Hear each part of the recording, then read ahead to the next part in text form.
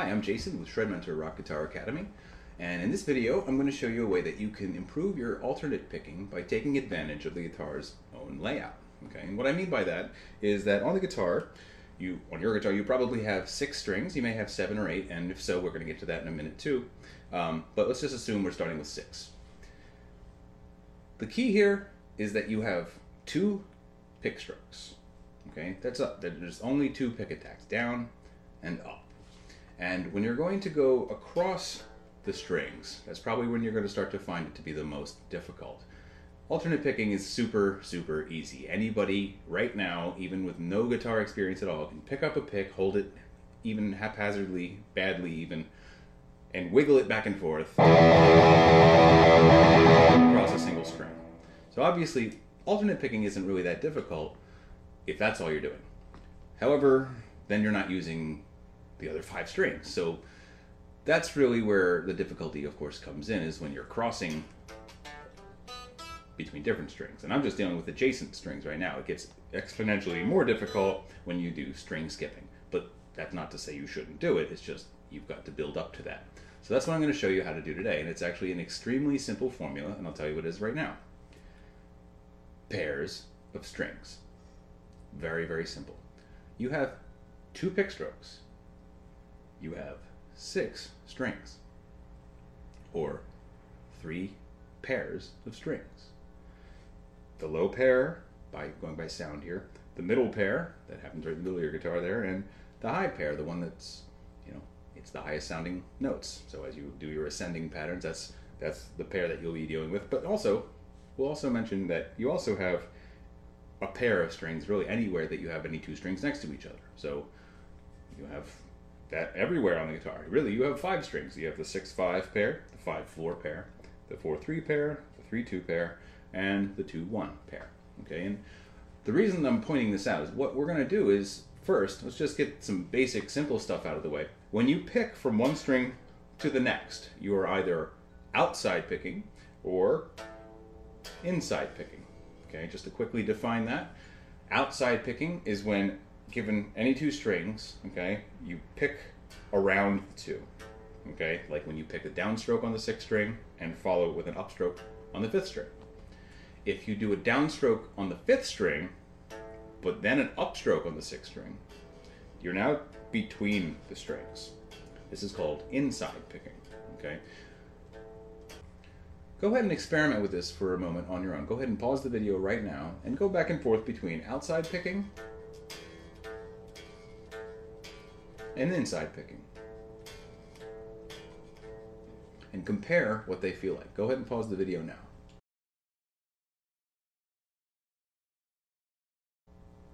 Okay, I will assume that you already paused it and unpaused it. What I find, at least, is that there's a little bit more motion, but it feels a little safer for me when I do outside picking, okay? Whereas with inside picking, it feels like a little bit claustrophobic, like I'm trapped between these strings and I've got to miss the string I just plucked in order to get back in the other direction. And, so it's this tight little figure 8 motion that I have to be, on top of. Whereas the other one is a wider figure 8 motion. I'm a little bit freer to just pick past the other string I'm going to, and to get on the other side of it to pick it from the other side.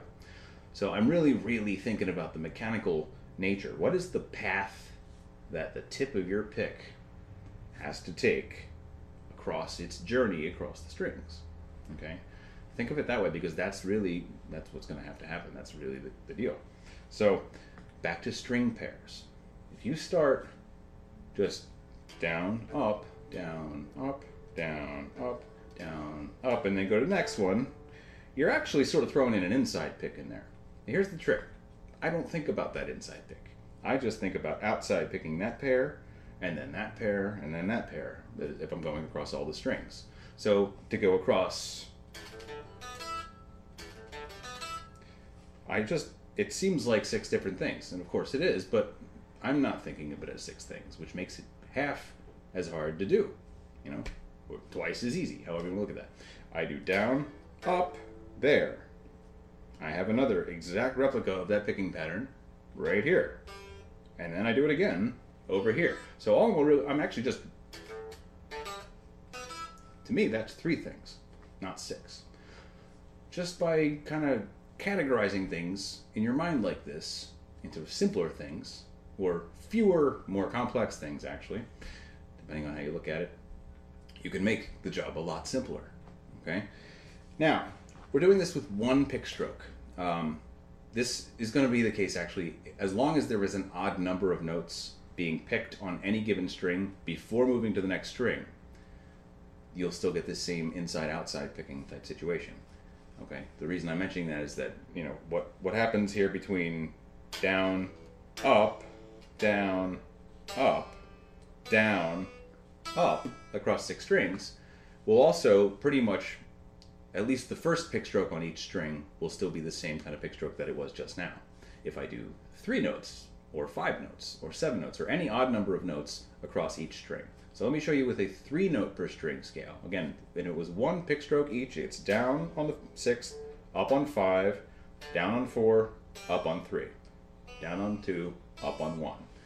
I'll play an E minor scale, down, up, down. That's all on the E string, but that was a downstroke. So next is up on the 5th string, up, down, up. Next is a downstroke on the D string, down, up, down, and now it's an outside pick there, so now it's up, down, up on the 3rd string. Starting again on a downstroke on the 2nd string, down, and finally up, down, up. Okay, so you can see that with all odd numbered patterns, however you know, this is where it kind of gets useful because you may need to make a phrase that is any possible length. So if you need maybe 5 notes on one string and 3 on the other, that will still give you that nice kind of 8-note pattern that works really nicely with rhythm, but also you can get the very convenient outside picking and inside picking stuff that you develop by doing this. So let's say 5 on one string rather than 1, 2, 3 and then run out of notes. Let's start up higher, go down, and go back up. So start at the G, F sharp, E, F sharp, G. That's 1, 2, 3, 4, 5. Perfect. And then we have, if we start on a downstroke, that's down, up, down. Next, up, down, up. All right, so that's another way you can do it. And in fact, when you get to the 4th string rather, you can do down, up, down, kind of the upside down version of that pattern that I played before. Different intervals too, but rather from bottom to top, it's 1, 2, 3, 4, 5. Or bottom to bottom, it's 1, 2, 3, 4, 5, and then up, down, up. 1, 2, 3, 4, 5, 1, 2, 3, 1, 2, 3, 4, 5, 1, 2, 3.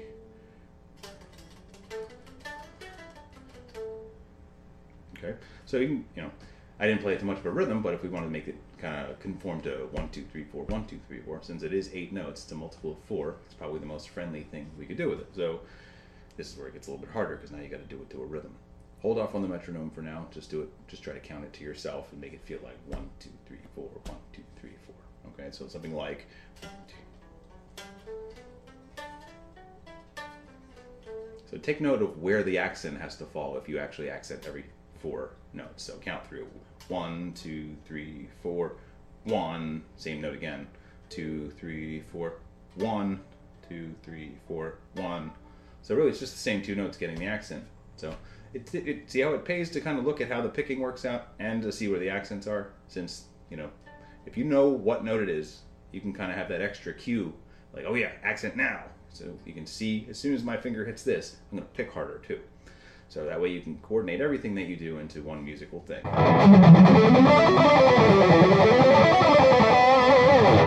right, so that's one way that would work. Okay, so another cool thing I'm going to show you with pairs of strings, okay? This is actually extremely useful when you're doing stuff with clean guitar and an acoustic guitar. I definitely have found this very, very useful because when I play acoustic, like on the stuff on Reflections, I really like to use several layers of guitars, and one of those usually is doing something arpeggiated in the background. So like,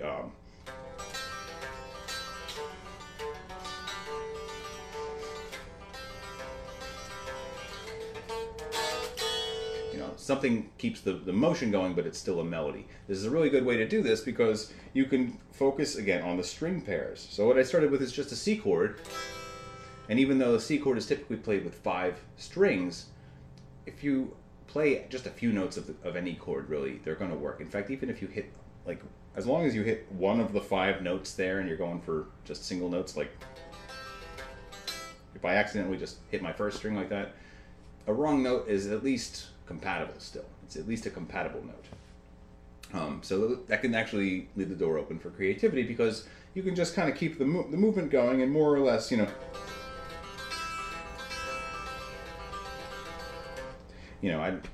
at the end there, I had no idea what was going on. I totally just stopped paying attention to anything except for completing the rhythmic pattern. I didn't really pay attention to what strings I was going to play toward the end of it.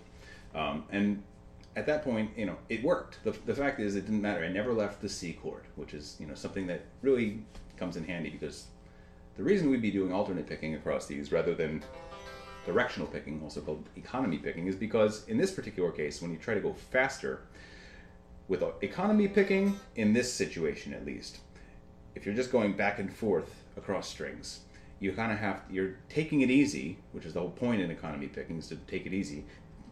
And then suddenly you have to turn around and rush back, and a little tiny inside pick most of the time. Or you suddenly have to jump over the other string while you're busy dragging it across. So I don't personally find economy picking that efficient for this style of playing. I prefer alternate picking. I just find it easier to get faster and to keep track of my accents and keep the rhythm flowing.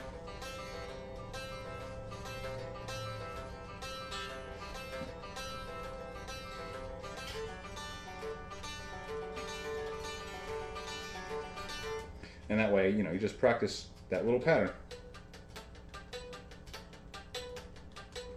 So all I'm doing basically is down, up, across the 5th through the 2nd string and back, which actually is 2 6-note patterns. 1, 2, 3, 4, 5, 6.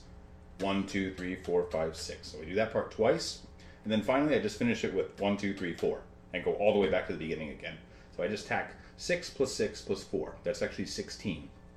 It's a nice way to take 4/4 stuff and make it a little bit more interesting than 1, 2, 3, 4, 1, 2, 3, 4, 1, 2, 3, 4, 1, 2, 3, 4.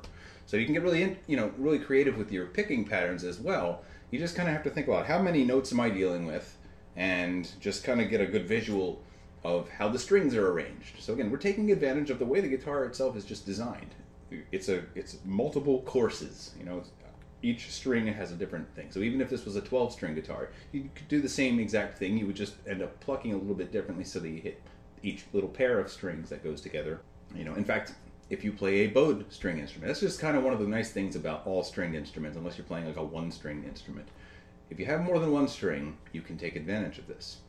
And even cooler is that you can also take advantage of repeating patterns that happen within the pairs of strings. Okay, so this is actually a really, really common thing, and it's really common because it's really, really useful.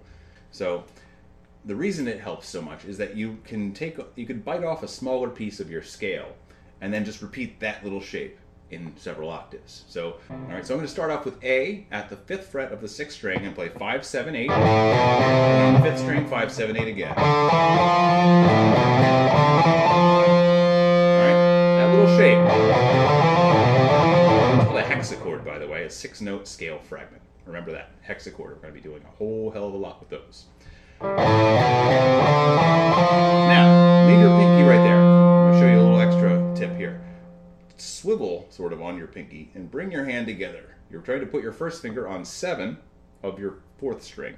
As soon as you press down and pluck it, you can go ahead and move your hand to that same shape you just played, but now you're at 7. So 7, 9, 10 on the 4th string, and then again on the 3rd string. 7, 9, 10. Alright, so we just did an octave. Usually 2 strings and 2 frets apart. Okay, where we're going to jump now, however, there's the 3rd and 2nd string combination. So we do have to move 1 extra fret, in this case only, because of that. So after 7, 9, 10, 7, 9, 10 on the middle pair of strings, we're going to jump up to 10 on the 2nd string and play the same shape again. So from a fretboard vocabulary standpoint, it gives your ability to concentrate a little bit of a rest so that you can focus on the picking part and not be overwhelmed with this really complex seeming scale. So just playing the same little symmetrical shape, I do recommend starting with a shape that repeats with the same fingering first. So it could be anything, you know. That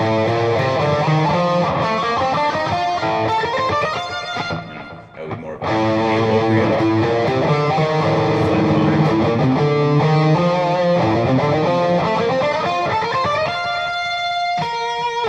okay, so that would put you in B flat major. Or, you know, whatever it is. That way you don't have to keep thinking about like the weirdness of the changing shapes, at least at first. Grow into this pattern just with very familiar hand shapes, and go easy on yourself, because this is a picking thing. It really is more of a picking thing than anything. You can work the fretting in later. Okay, get the picking down really, really, really tight. That way, even if you screw up a little bit with your fretting, it's going to sound awesome. Okay, so that's the cool thing. You want it to sound awesome even when you screw up. Okay, that's a very worthy goal. Go for it. And so here's how it sounds in real time.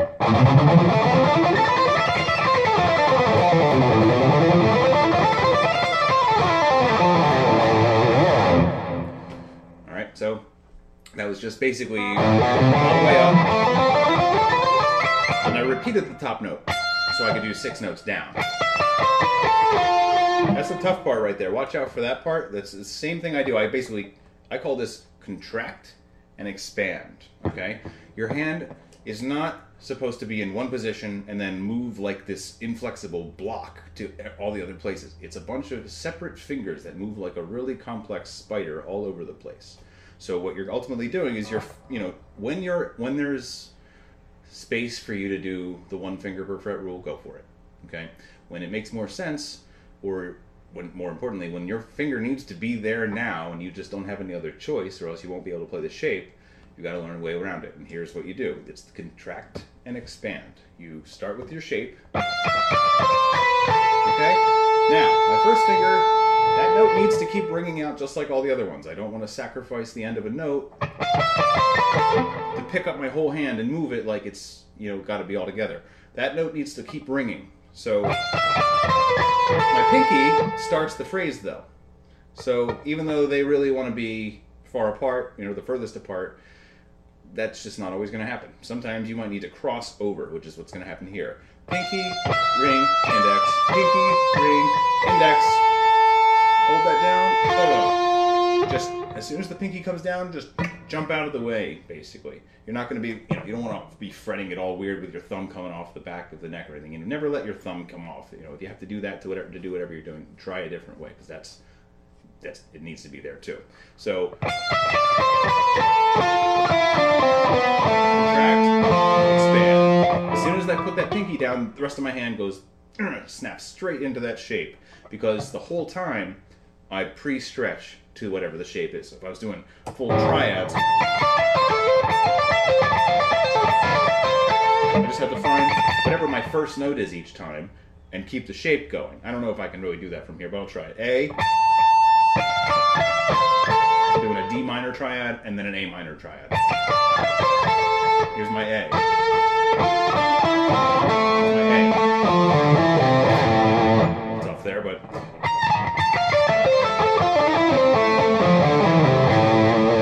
So that's something I would probably want to do higher up the neck. So anyway, so basically, here's the thing.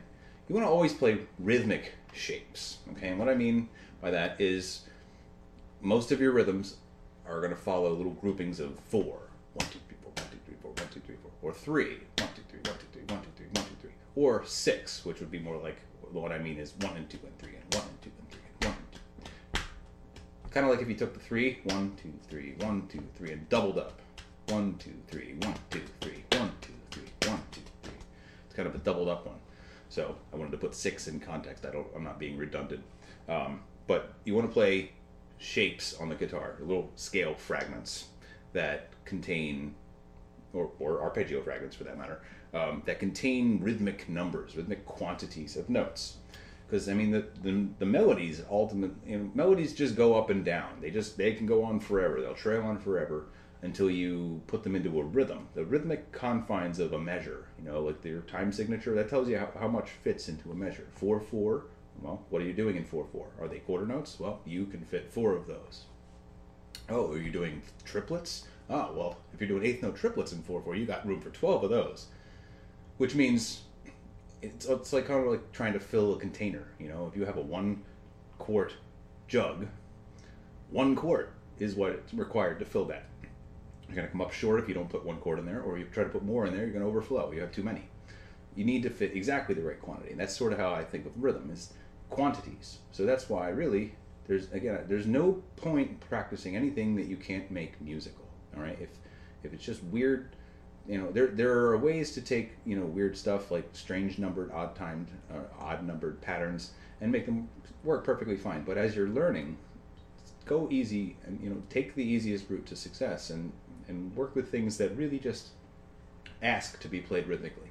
Because as long as you're, you know, generating that accenting pattern, not just playing it steadily, it's going to just come alive all by itself. Really, you know, you need that semblance of the steady pace. It's that pulse that comes in every exact same number of beats every time. You know, if you start changing it up, you're either going to be throwing people off, or you know, I mean, unless you're purposely being very technical in your, you know, if you're playing some weird 7/8, 16th note syncopated pattern or something, and if that's what you're going for, then you know, by all means. But most people are moved by a beat that's pretty steady. 4/4 is the most common type signature for a reason, because it emulates our heartbeat. It's a more complex 2/4, really. But rhythmic shapes, okay, so what I'm talking about are 2 notes per string, 3 notes per string.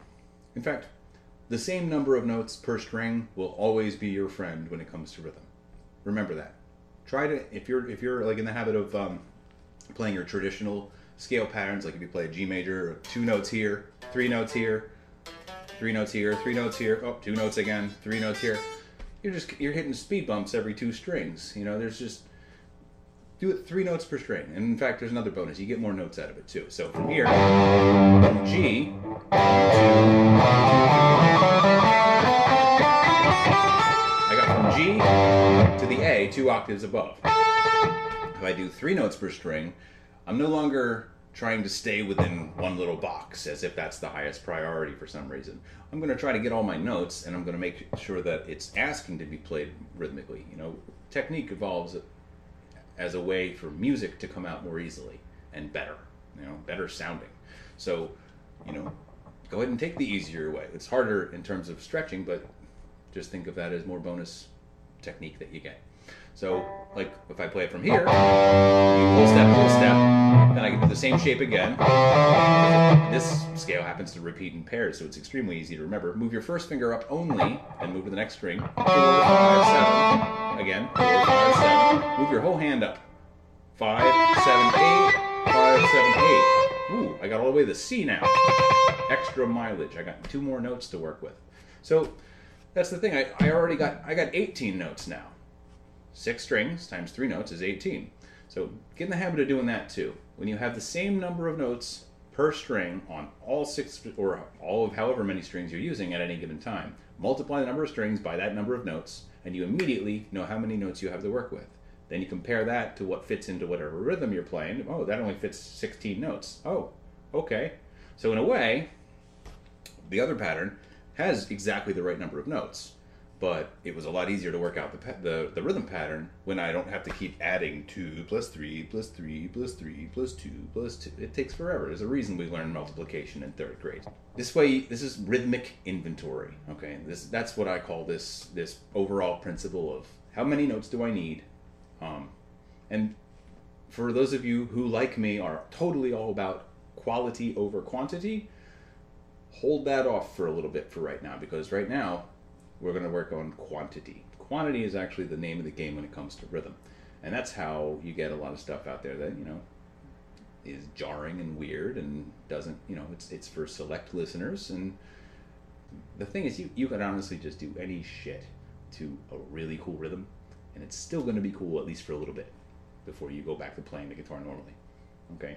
There's all kinds of weird noises that go beyond notes, you know, just weird percussive stuff. You know, scrapes, taking things off the guitar, doing weird whammy bar type stuff. There's so many different sounds that aren't even traditionally melodic that you can do that totally work, you know, and you can do it at least for a little while before it gets old. So the thing is, rhythm really just needs a quantity of things to happen. So yeah, with quality over quantity. Keep that mindset, but for this, we're going to work on quantity first, because this is what you're really doing is programming your picking hand to do more or less the same picking motion over and over and over and over and over again. Really, every time you do 3-note per string scales, you're doing one of two different picking patterns. Down, up, down, up, down, up.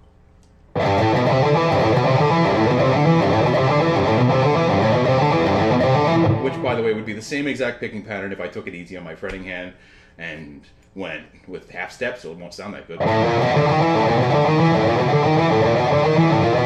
could be any 3 notes per string, so don't get too hung up on that. If this is giving you, don't let this get in the way of what we're trying to do.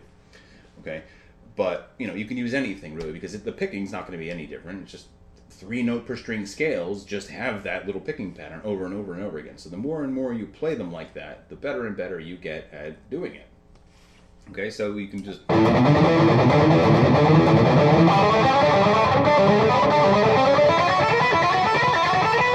So the reason you would want to use scales, of course, is because that sounds like crap. But at the same time, you know, you're doing this, you're still doing yourself the same favor on the picking hand. So whatever you ultimately like the sound of, that's where we get to the quality part. The scale makes the sound. So if you like more of a, you know, classic rock, just plain rock kind of sound, the pentatonic scale is probably a good choice, or the blues scale. And there are ways to play those 3 notes per string. Okay, and this is where it really comes into the full benefits of what this technique offers. Is that once you realize that whatever you can do on 2 strings, you can do on any 2 strings with your pick, you can start looking for little ways that you can play whatever it is you're playing to arrange it just so that you have 3 notes per string on 2 strings. And you can get extremely good at hexachord type picking. Down, up, down, up, down, up. It's this little 6-note picking pattern that occurs on 2 strings. And that, by the way, just so, because anyone who's been seeing me shred for the last however long I've been doing it now, you might notice I do a lot of this. What that is the same thing. Down, down, up. Except what I'm doing is I'm getting what I call mileage. Rather than 2 strings at a time, all the way across all 6, I'm out of notes already. That was a much shorter phrase. What I'm doing is I'm exhausting all 5 pairs of strings. Okay, and so I'm reusing the top 3 notes of the last shape as the new bottom 3 notes of the new shape. So A, B, C, D, E, F, D, E, F again, G sharp, A, B, G sharp, A, B again.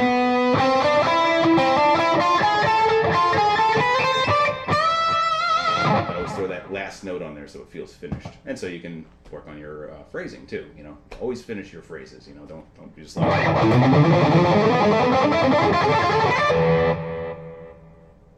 Oops. So that's basically it. All that is a little sequence that I've nicknamed overlapping hexachords, since the shapes themselves overlap with each other. But it's a really easy way to kind of start shredding the scales in a little bit more bite-sized pieces. And actually, the best way to do it really is more string pair picking exercise. So you just start with your A, B, C, D, E, F, and just practice that, just like that.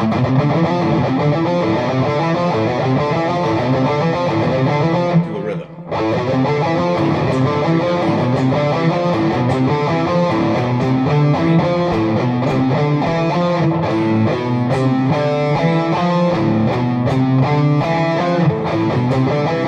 Just move all over with the speed. Keep experiencing it a few repetitions at a time at a bunch of different speeds. Slow it down, speed it up, slow it down, get really in there so you can hear every little nuance, but speed it back up to a little bit of pace, go as fast as you can, try it all, okay? Because that's what you're doing.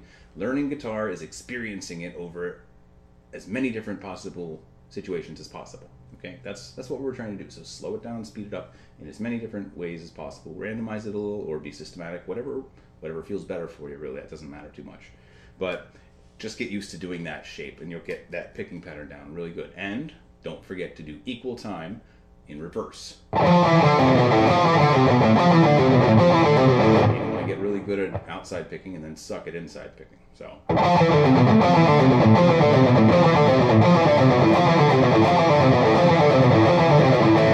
And also throw in some palm muting liberally. Make it sound like music when you do it. You know, don't ever just practice dull, boring exercises. If your exercises are boring, it might be because the exercise is boring, but it's definitely also because you're making it boring by not making it come alive with the important aspect of palm muting. Accent.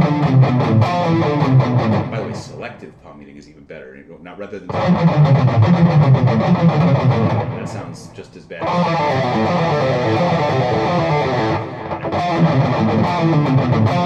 Try to hit the first note on palm muted and get the rest of them in there.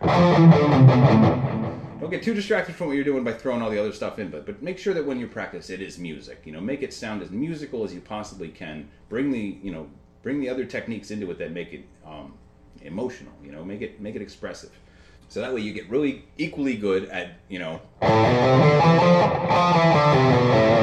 and after a while doing that, go back to back. 1, 2, 3, 4, 5, 6, 6, 5, 4, 3, 2, 1. No stopping, no space between them, just 1 and 2 and 3 and 1 and 2 and 3 and 1.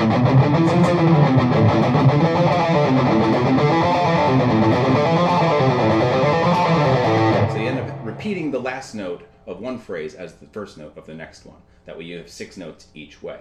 Now you could do it without doing that. To take the repeat note out of it, you just need to add a 7th note.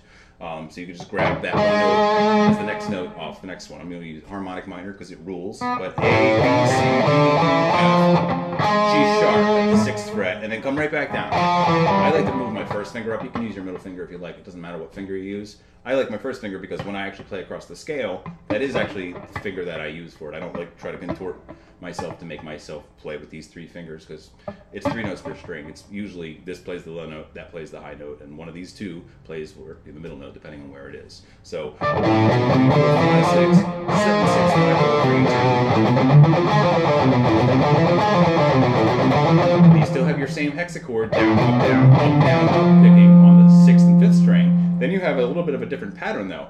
You have down, up, down, up, down, up. It's still outside picking though, so it still works out nicely. You still get to outside pick.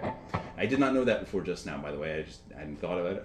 It's in the motor memory already. But pointing it out like that, you should do that too. Take note of like, oh wow, that's outside picking. Cool. Note to self. I'll do that. Practice it a couple more times with that in mind now.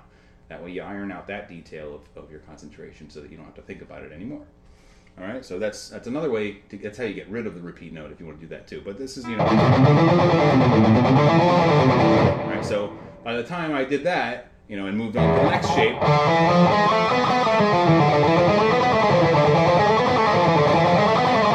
know, we did the same, you know, one way, all the other way. And both. Then I combined them.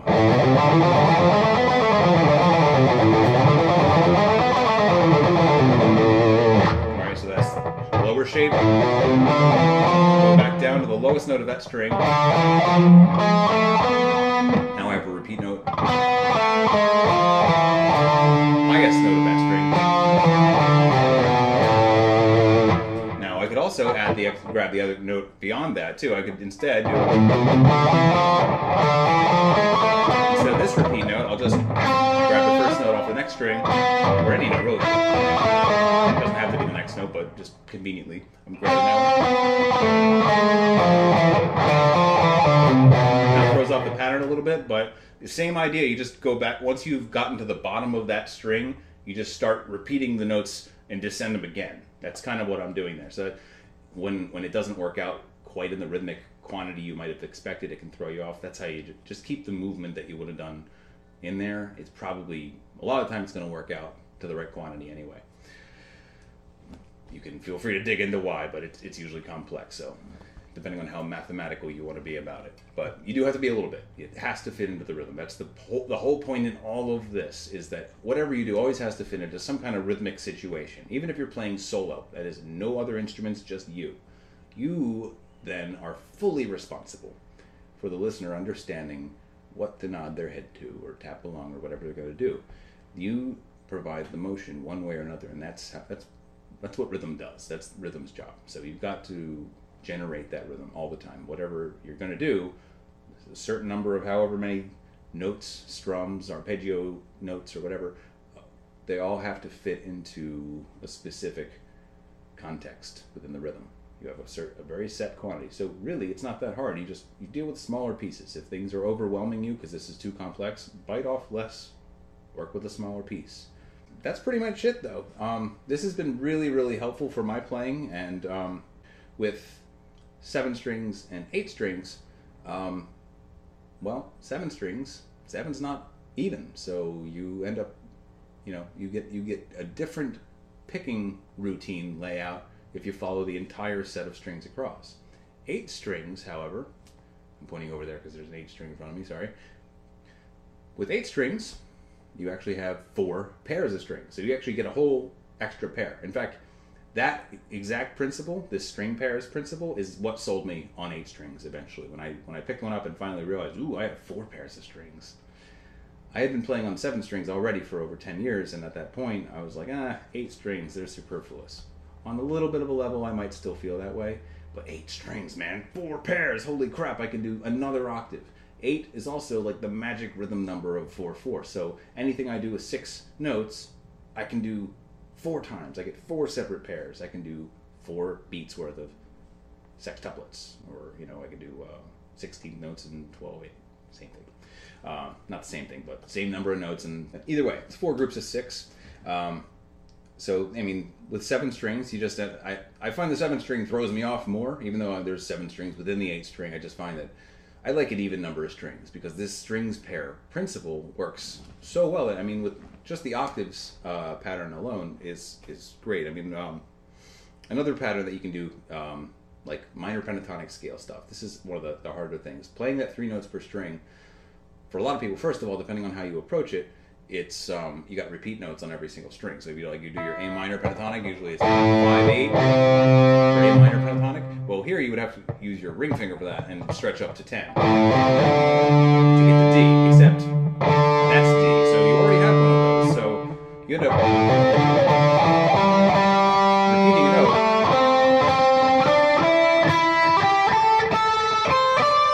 So it's not the worst thing that could happen. It can break up the sort of predictability of having notes that don't repeat all the time. If you just have constantly ascending or descending melody, it can be a little bit too predictable too. So there's something there. Alright,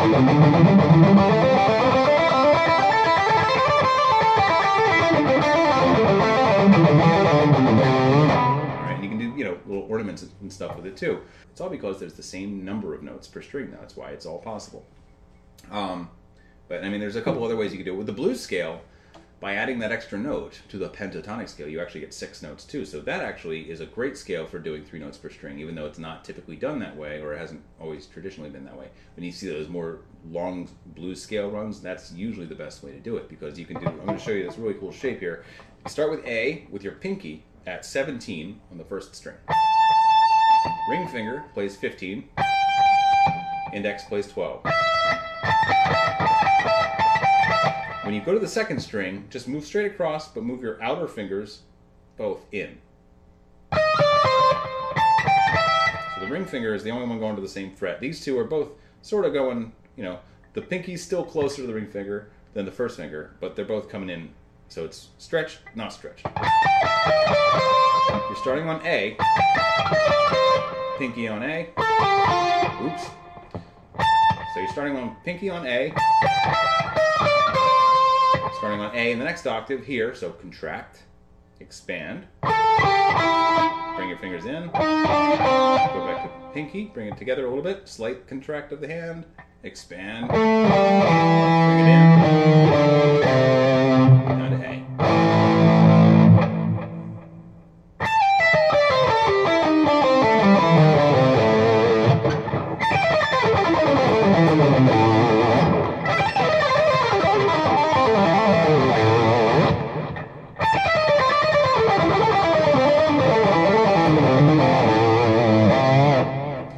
So, you can do all kinds of little stuff with that, but that way you can also just do stuff right within the little shape.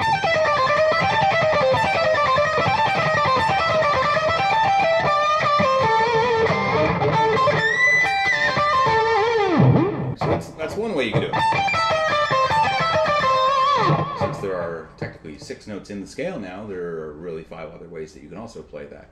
I encourage you to map them out and find the ones that you think that your hand would eventually grow into, that you like playing. But don't let immediate comfort of a shape bar you from it either. So that's pretty much it for today. I hope that you found this useful. I know that we have covered a lot of ground in a couple different areas, but when you just think about the guitar itself, and we were covering sort of a broad, kind of a broad category really, the very design of the guitar and all the things that come with it. But when you think in terms of string pairs, you could do a lot more with your picking. If you have any questions, please ask me in the comments. I'd love to hear your thoughts. If you have any questions, anything I could clear up even further for you. I'd love to hear also if you're finding any of this useful. I'd love to know how it's working out for you. If you practice it a bit, please share a video response. I'd love to see what you've done with some of these ideas, because I find them really, really useful. And if I think of any other ways to help you apply them, I will certainly share them as well. I'm Jason with Shred Mentor Rock Guitar Academy. Until next time, rock on.